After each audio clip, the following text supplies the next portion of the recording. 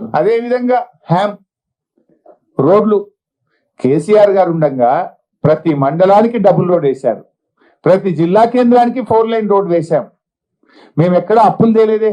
ఇవాళ రేవంత్ రెడ్డి అంటుండు 40-60, 40% రాష్ట్ర ప్రభుత్వం ఇస్తుంది, 60% మేము కాంట్రాక్టర్ మీద బాధ్యత పెడతాం. అంటే కాంట్రాక్టర్ ఏం చేయాలి? టోల్ గేట్ పెట్టి పైసలు వసూలు చేయాలి. అంటే నీ మండలంకి పోవాలన్నా, నీ జిల్లాకు పోవాలన్నా ప్రజలు టోల్ కట్టాలన్నా, ఊరికి పోవాలంటే కూడా టోలే కట్టాలి. ఈ ప్రభుత్వం ఏం ప్రభుత్వం ఇది?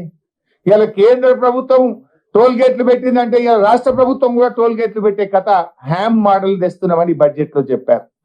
ఏదో 20,000 కోట్లు అయితే అన్నాడు. ఈ రోడ్లు వేసాట ఇప్పుడు వాళ్ళ కమిషన్ల కోసం రోడ్లు వేయాలి, హ్యామ్ మోడల్ పెట్టి ఇలా ప్రజల ముక్కు పిండి టోల్ గేట్లు పెట్టి ప్రజల దగ్గర వసూలు చేస్తాం. అంటే మీ ఊరికి పోవాలన్నా, మండలానికి పోవాలన్నా, పక్క ఊరికి పోవాలన్నా, జిల్లాకు పోవాలన్నా టోల్ కట్టాలి అని మేము హ్యామ్ మోడల్ తెస్తామని చెప్పి బడ్జెట్ లో పెట్టిండ్రు.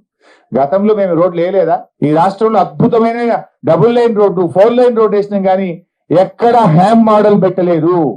ప్రభుత్వ నిధుల చేత రాష్ట్ర ప్రభుత్వ ఖజానా నుంచి మేము రోడ్లు వేస్తే నువ్వు హ్యామ్ మోడల్లో అప్పులు తెచ్చి రోడ్లు వేస్తా, పేద ప్రజల ముక్కు పిండి టోల్ గేట్ దగ్గర డబ్బులు వసూలు చేస్తా అని ఈ బడ్జెట్ లో పెట్టారు.